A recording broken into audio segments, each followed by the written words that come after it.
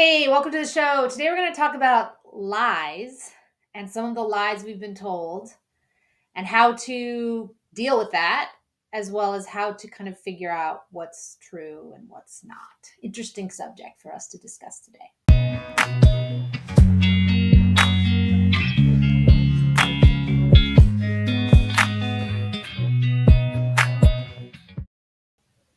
Hey, welcome to the show. Molly here. Today we're going to talk about lies and some of the big lies that we've been told. I can't even get into all the lies because one, if you're not aware of them already, I'll totally freak you out. And two, this video would just be really long. So my goal here today is to kind of give a little context around how to come to terms with this lying, how to sort of detect or discern what you think might not be factually accurate and what to kind of do about the lying moving forward. So when I first kind of went down this truth awakening, eye-opening rabbit hole a couple of years ago, it was kind of shocking to learn that so many things that I had kind of considered fact or like undisputable turned out to not be the case. And part of that process, you have to come to terms with accepting that people that you kind of believed were telling you the truth just weren't. I actually had an easier time with this, I think, than other people because I kind of grew up with a big lie.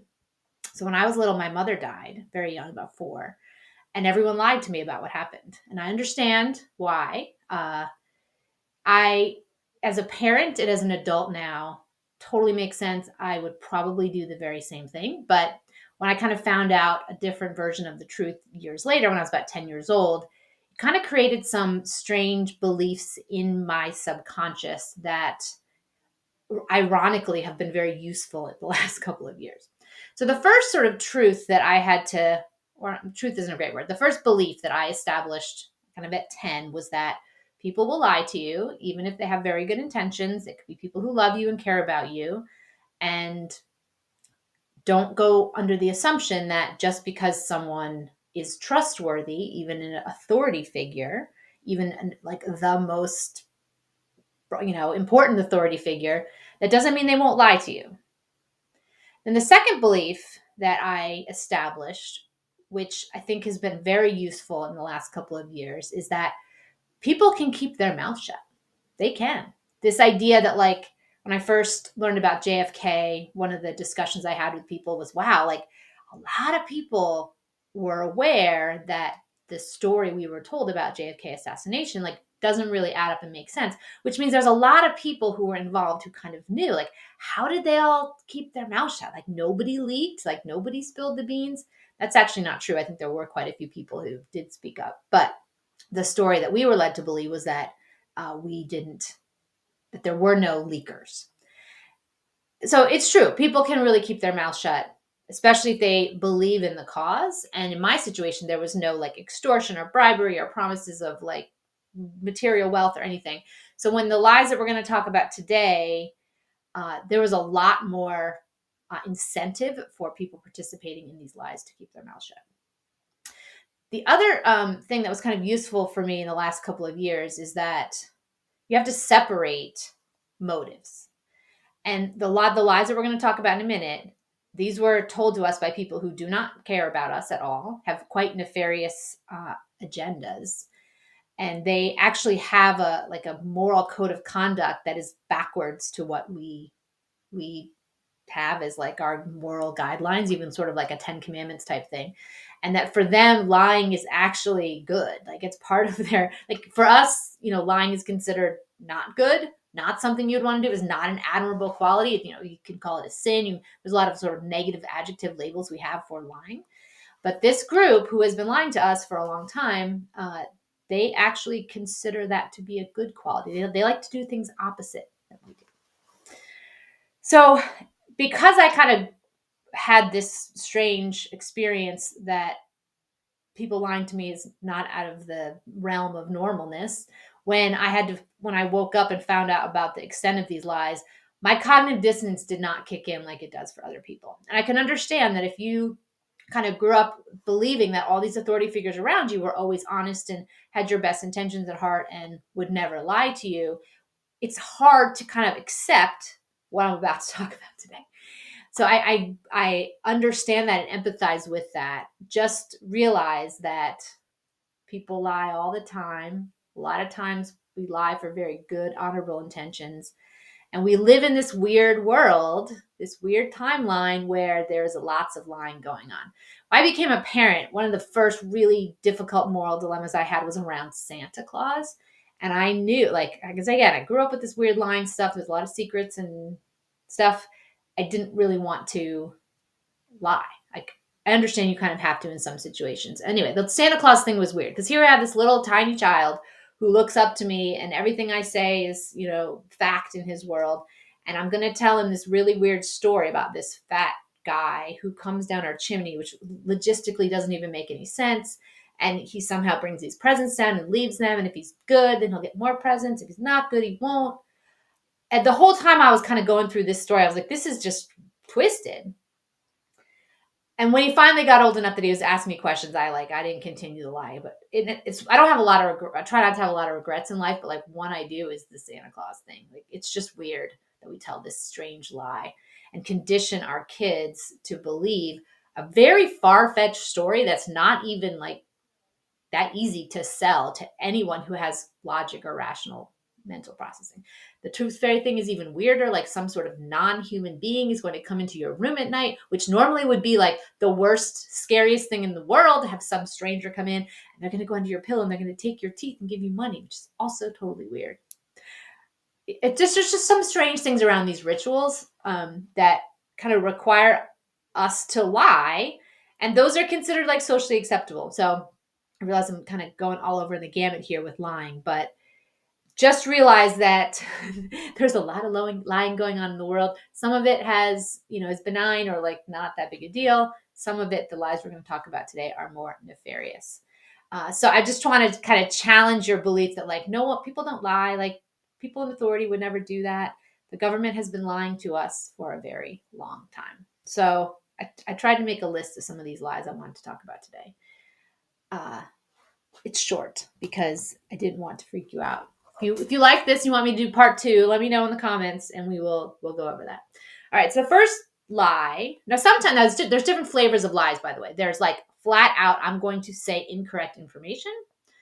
Then there is sort of another kind of lie, which is I'm going to just spin things. I'm going to misrepresent things and position something in a different light so it's not as it appears. That's more skillful. Then there's also lies of omission, when people just say, I have no comment.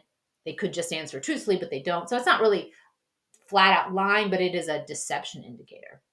This is actually, interestingly, this is why I've got so into behavior profiling and understanding nonverbal language, because if you really want to detect deception, you have to look at other things, and you have to look at someone's baseline characteristics, how they act normally, and so you can detect any kind of changes in tone, changes in word choice, changes in rate of speech. There's a whole lot of interesting things you can look at if you are interested in profiling. I think it's easier to do it in person, but you actually can do it on the phone as well. Like you can tell that there's changes and stuff. And so these are sort of, now it's hard though with politicians and world leaders to detect lies, because I don't like hang out with any of these people in real life. So I don't know really what their baselines are like. So detecting deception with people that you've never met is more challenging, because one of the key things, and you can learn this from Chase Hughes stuff, I've talked about him in some videos before, the first thing with profiling and deception detection is to know what is this person normally like, so I can see if there's any deviance from the baseline. That's hard to do with politicians. The other thing I want to just remind you before we get into some of these lies is that this weird world that we live in, some of our most revered people on the planet who make probably almost the most money, who are considered icons, they are timeless. Some of them, like, their reputation extends past their actual physical life, are actors and actresses. Like, Hollywood has become a very big part of our culture, especially Western American culture. And the heroes, in many cases, the people we look up to and emulate and, follow in sort of magazines and tabloids and stuff, they are professional liars. And we even have awards every year for the people who are the best at lying and are so believable as a totally different person that we celebrate them. And I'm not trying, I think theater and movies and stuff are great. I watch a lot of movies, but just be aware that what we've been programmed to believe is that we watch lying all day long. We've been programmed to believe that those people who do that lying are admirable and people we should look up to. And just when you break that down to a fundamental level, it becomes difficult to tell the difference between what you watch as a movie and what you watch as news, realizing the same entities are creating all of this content. They're just represented in slightly different ways. And the brain, there's a very cool thing about the brain, which is why dreams can be very real feeling, and things like manifesting goals. Like, the brain cannot tell the difference between a real experience and an imagined experience. That's why the whole metaverse thing is kind of trippy, that like if you're in that, I'm not been to the real metaverse yet because it doesn't really exist, but not too long ago I was on this 3D ride thing at Dave and Buster's, where it was a Jurassic Park thing, and you kind of sat in these chairs and they moved. You had these like goggly glasses, sort of Oculus type things on, and you went down this trail, and it really felt like you were moving. And there was sort of one part in this ride thing that you were overlooking this cliff, and it looked like we were going to fall off this cliff into this ravine thing before this dinosaur came out at you.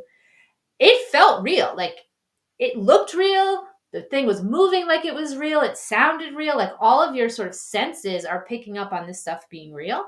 And it can create this vivid experience in the mind. And that's why, we cry in movies and you get stressed in movies. And if, loud noise goes off, you sort of jump in your chair, because it's very difficult for us to know the difference between what is presented to us as theater and what is presented to us as news and fact and information.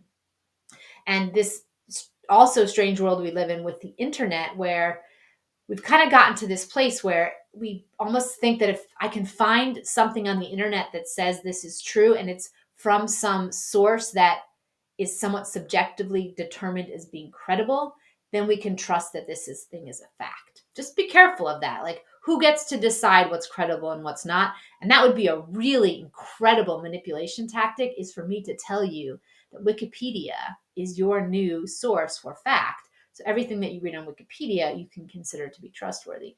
All I have to do is make it 80% trustworthy and 20% made up stuff that I want you to believe, and you'll believe the whole thing. This is why Chat GTP is scary, right? Because if this gets to be perceived as some kind of oracle where you can go and ask these questions and it gives you the right answer, it just has to be right most of the time for people to say, oh, well, if Chat GPT said it, then it must be true. And again, who's programming it? Who's the thing behind the curtain? All right, sorry, I've been digressing about my sort of history of lying stuff. Let's talk about some of the lies. Okay, first lie is that, it's going to be a little bit American-centric here for a minute, that the United States is like a country, that we have elected leaders who serve the interests of the people. If you've been paying attention for any long amount of time, that doesn't feel like that's how it is. So when you understand that the United States is a corporation, it's a company, and it is a subsidiary of a larger company based in the City of London. So the City of London is also a corporation, and they have many subsidiaries, which could quite possibly be every country in the world, most of them, a lot of them. Maybe not the BRICS guys, but lots of the Western countries, certainly most of Europe and the United States, Canada, all the like British Crown type places, New Zealand, Australia. So when you understand that, like, how does a company how is it structured? How does a company act? Companies have shareholders, which is not us, by the way. And companies have assets, and they use those assets as collateral to do things like take out loans. Totally normal. Normal company would do that. So if you think about the United States as a corporation, what are the assets that you have? They have. It might sound like, oh, maybe they own lots of land, which is true, but we are also assets that are used as collateral. I'm going to not go down that rabbit hole completely, but just be aware that when you start to look at the United States as a corporation and not a country, a lot of the illogical, crazy things that are going on, they start to make a little bit more sense. All right, number 2 is going to be a tough one. I'm not going to get into too many details, just going to cover the big lie is that every single story we've been told about wars, specific wars, has been a lie. The only war that I kind of was aware of as an adult early on was the Gulf War. And it was clear at the time that something was shady, even though I was pretty blue-pilled back then. But it didn't make sense to me how you could just invade a country that didn't invade you. I kind of had always thought that was like a rule of war. But that wasn't the case with that situation. And that, we had this sort of situation in Afghanistan that all of a sudden now we're invading Iraq, like as a 2-for-1. The whole thing we were sold there was a lie. And as someone who lived in Manhattan during 9/11, like when you go into the extent of that lie, it's very dark and disturbing, especially knowing the destruction and psychological damage that was caused by that whole thing. So just be aware. If you're going to ever dig into the war stuff, there's a lot of lying going on there. All right, number 3, we're going to switch gears a little bit. This is a weird lie. The whole idea of fossil fuels is quite an interesting one, that oil comes from fossils. So oil was created millions and millions of years ago in the dinosaur era. Just be aware. That was kind of made up by the people who sell oil. Neat strategy to create some scarcity so it would seem like we're going to run out and you could charge a lot for it. Well, what if the truth is really that oil is produced pretty abundantly on a regular basis, kind of like other natural resources that come from this earth. All right, the next one is a fascinating rabbit hole that I'm still going down. I'm going to probably make a separate video on this Tartaria idea. One, the history of technology, as we have been led to believe, is totally a lie. And, we obviously can't go back in time yet. I do want to still time travel. So to verify some of this is hard to do. But if you look at photos from things from a very long time ago, it doesn't really make sense how these things could have been built with very primitive technology. One great example, and there's some incredible videos about it, is the history of the World's Fairs that happened in the 1800s. These were around the globe. And what would happen is they would go to some fairly like rural, like open air area place. And unlike, your local state fair where like it's a bunch of tents and some rickety rides that come in on a trailer, these were elaborate.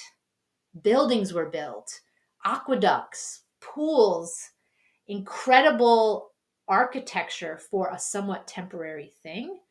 And it's strange. Like if you look at these photos, there weren't like these big roads leading into it. Well, how did they get all the construction equipment in there? Who built them? Where did the workers live when they were building these things? Where did the workers eat? Where did the workers sleep? Like there was no running water and plumbing. Where do the workers go to the bathroom? Like there's all these logistical questions that when you dig into how these world fairs were built, it doesn't really make a lot of sense. Like there was some kind of, and then some of these things are so elaborate. Like how did they get up there? How did they lift the things up? Did they have these really crazy like pulley systems?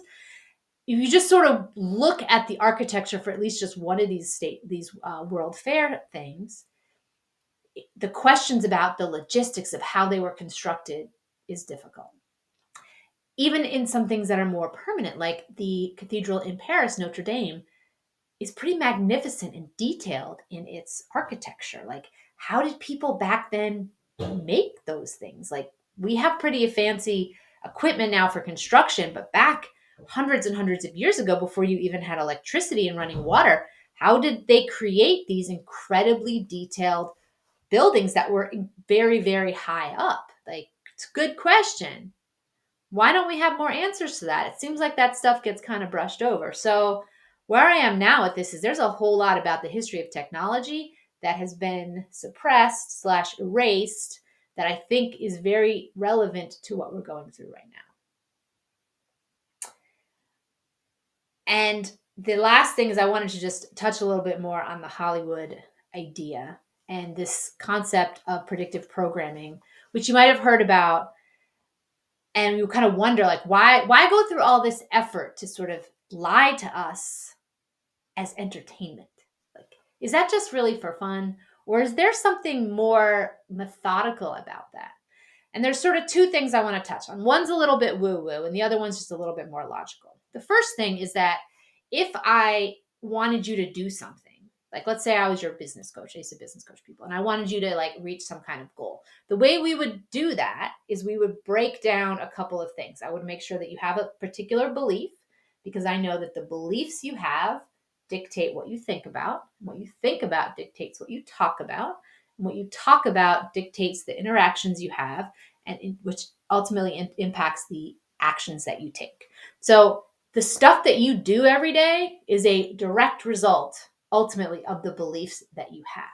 So if I want you to do something, I need to first affect or impact the beliefs that you have that are relevant.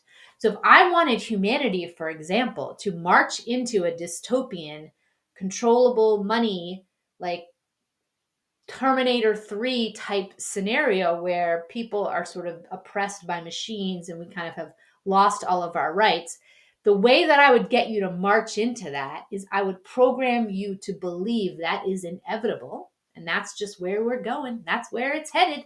And you would slowly, without really being cognitively aware of it, start to talk about it and make decisions and have conversations and ultimately consensually march to that place. So that's sort of the logical thing about how beliefs dictate actions. And so if I want to send you down a dark path, like I'm one of these dark, nefarious, bad people who have bad intentions regarding the lies, that's a strategy. And they've used Hollywood to very cleverly do that by slowly chipping it away at beliefs and having us believe certain things about, like, aliens, for example, and about one great thing that Hollywood has done is to present some of these three-letter agencies as being heroic and protectors of American values. It was very clever. Started with James Bond, who's actually more British agent, but kind of translated into the Jason Bourne type characters.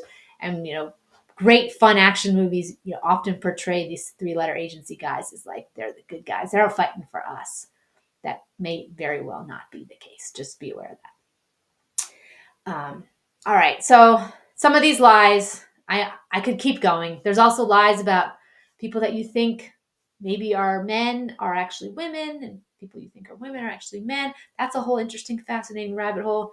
I'm not really sure that's as important, to be honest, as understanding some of the lies that we've been told that will affect, how you run a business, this whole business with taxes and the IRS, voting and elections, and what are you really voting for, and what rights do you have as a citizen. And another lie that I believed as a kid, I don't really know where it came from, was I kind of thought that the Constitution like granted me these rights that I have as an American, and that I needed the Constitution to protect those rights. We need to protect the Constitution at all costs, otherwise I wouldn't have these rights.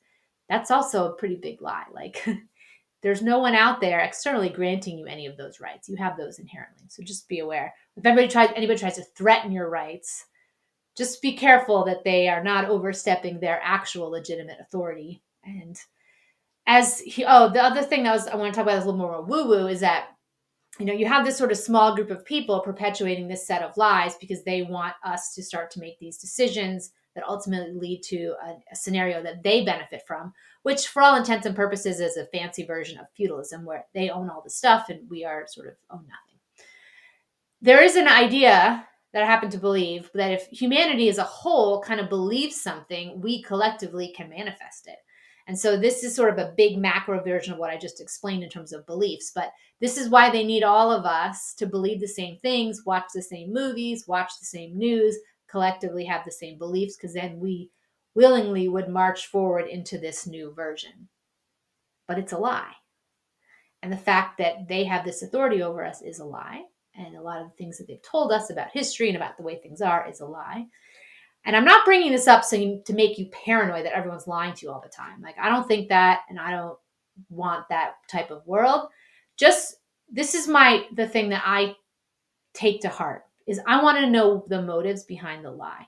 So if someone who's just like a little kid comes and they lie to you about they broke something, they're lying because they're just trying to protect themselves and it's a defense mechanism or survival instinct. I have no problem with that. The group of people that I'm not happy with, they are not lying for their own, like, self-protection. I mean, I guess it sort of is, but they're really lying because they have a very dark, nefarious agenda. They do not want good things for us. They would prefer all of us to either be eliminated or to be kind of enslaved in their system that they control. I don't have any tolerance or patience for that type of thing. So, learning how to detect the difference between something that's fairly harmless and something that is actually quite harmful because it will create beliefs that lead people to walk into their own form of a prison is not good for any of us. So, all right. Hopefully, I didn't mess you up too much with uncovering some of these dark, twisted lies. I actually saved some of the darkest ones for maybe a future video. Don't think it necessarily matters if we get into the worst of the lies. Just know that there are many more. And this idea that the government or the media isn't lying, I think you need to work through that if that is something that you think is the case. They've been lying to us for a very long time, and it's kind of twisted and dark. So, all right. I don't know if you're going to like this video. This isn't a really feel-good video, but I think that waking up to what's going on is important. If you do want to hit the like button, that would be helpful with YouTube. I do appreciate that. And I will see you in the next one.